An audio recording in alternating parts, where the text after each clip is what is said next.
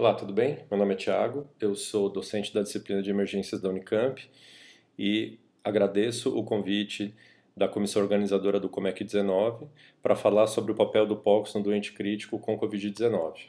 Como conflito de interesse, eu tenho uma parceria de pesquisa com a GE Healthcare e gostaria, antes de entrar no tema, de lembrar que o Point of Care ele é um exame feito pelo médico assistente que está cuidando do paciente, é um exame feito à beira do leito, baseado em perguntas clínicas bem objetivas. Essa aula vai ser toda baseada em perguntas clínicas e é feito em tempo real, ou seja, permite que as decisões sejam tomadas rapidamente à beira do leito e as condutas testadas em exames posteriores. É claro que a gente deve minimizar o contato com o paciente a fim de evitar o contágio e a contaminação.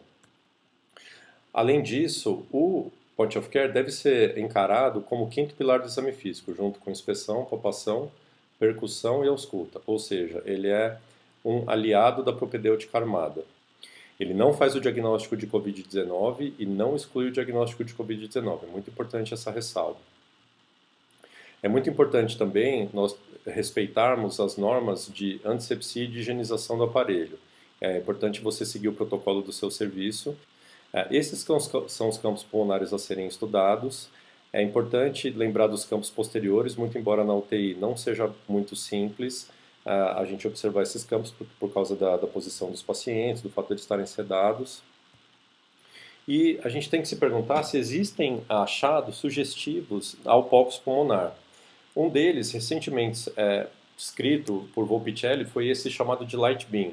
O light beam, então, é esse artefato vertical, bem amplo, bem definido, que parece uma lanterna, um feixe de luz, se movimenta sincronicamente com o deslizamento pleural e ele some e aparece da imagem, sendo que quando ele some é possível a observação de linha A.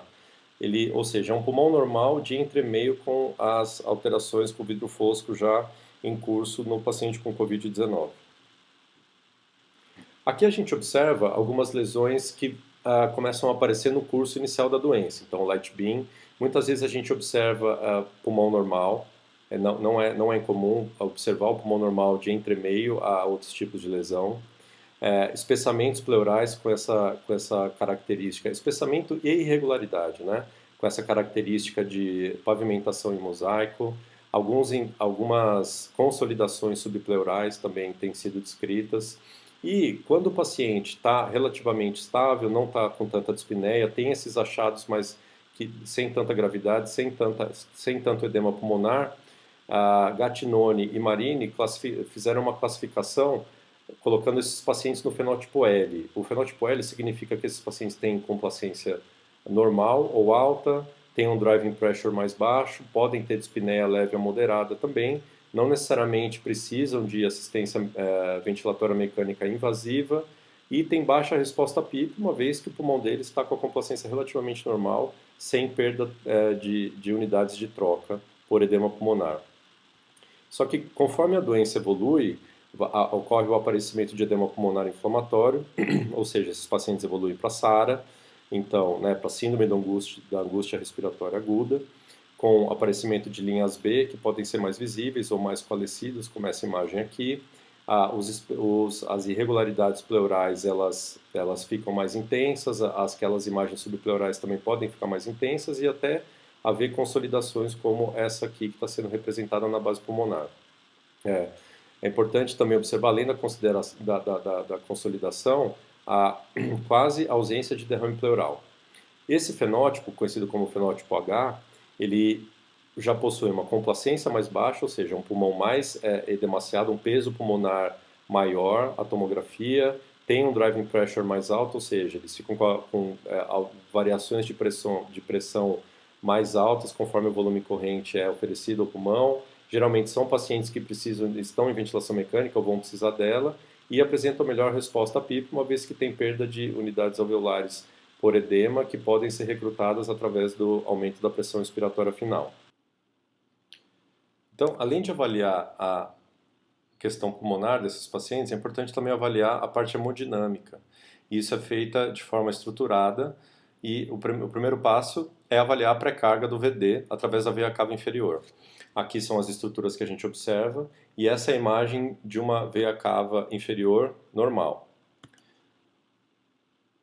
Para efeito de comparação, temos aqui uma imagem de uma veia cava bem pletórica, suprahepática também bem pletórica, e aqui algumas patologias que podem se correlacionar com isso.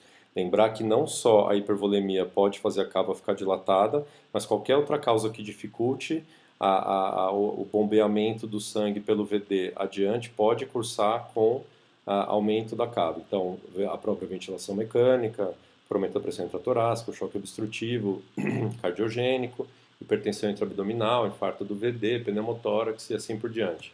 Aqui a gente tem o espectro oposto, que seria uma cava bem colapsada, e algumas situações também que poderiam cursar com esse quadro. Choque hipovolêmico, choque séptico, próprio choque hemorrágico, uma doente em fase de recuperação que está começando a urinar bastante, ele pode também ficar com a cava mais colapsada e não necessariamente necessitar de uma conduta específica.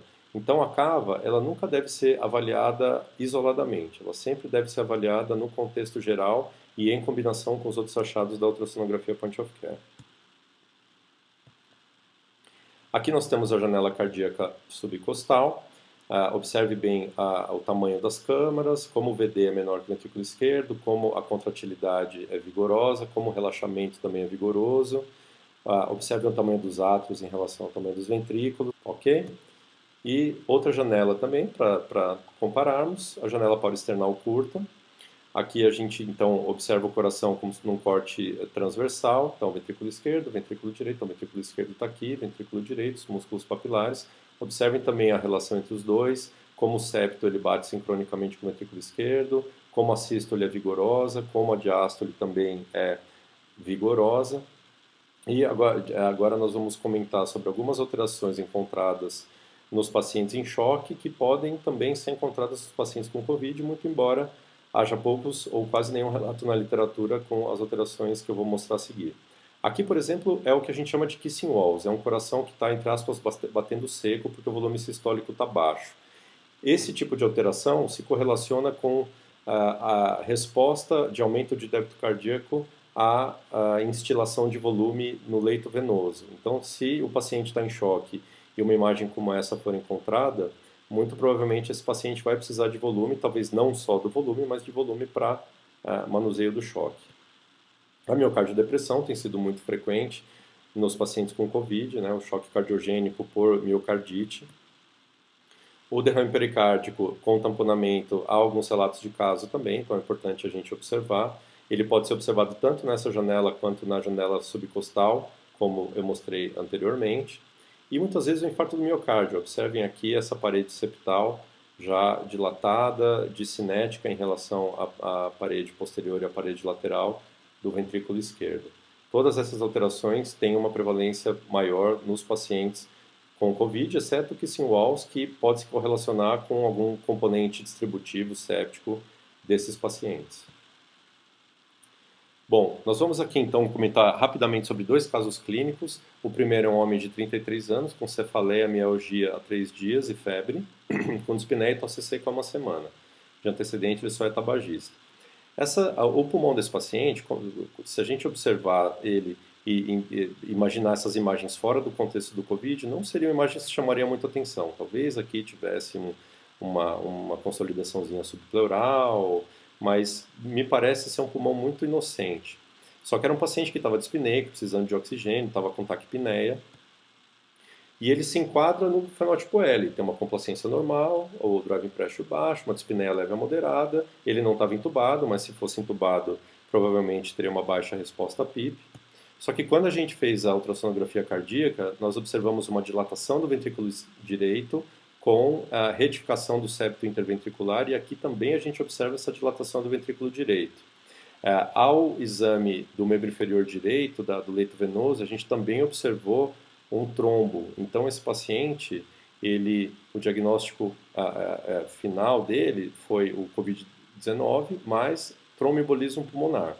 Aqui, então, ilustrando a importância da integração das informações da ultrassonografia pulmonar com a cardíaca. E outra informação importante aqui é tomar cuidado para não olhar o exame de ultrassonografia pulmonar encontrar ele muito assim, sem grandes alterações e já descartar o diagnóstico de COVID por conta disso. É importante lembrar que o diagnóstico é feito através da história, do exame clínico e do teste laboratorial. Aqui um outro caso, já um paciente mais grave, um homem de 78 anos. Aqui a gente observa as imagens pulmonares dele. É um paciente que tinha febre baixa, tosse a 8 dias antes da admissão e agravou com dispneia 2 dias antes.